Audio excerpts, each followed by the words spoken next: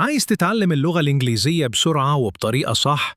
بص يا صديقي، الإنجليزي بيتقسم لأساسيات لازم تركز عليهم. أول حاجة الجرامر، وده ممكن تتعلمه من تطبيق زي American English. تاني حاجة الليسننج، وهنا محتاج تطبيقات متخصصة، وكمان تسمع يومياً أفلام أو بودكاست عشان ودنك تتعود على اللغة.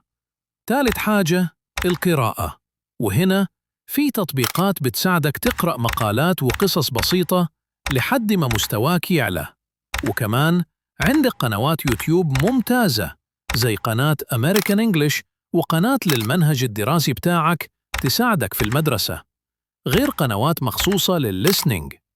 لو التزمت بالحاجات دي يومياً هتلاقي فرق كبير جداً في مستواك. الموضوع محتاج وقت وصبر، بس النتيجة تستاهل. وما تنساش تعمل لايك وتشترك في القناة وتتابعني عشان يوصلك كل جديد وتستفيد أكتر.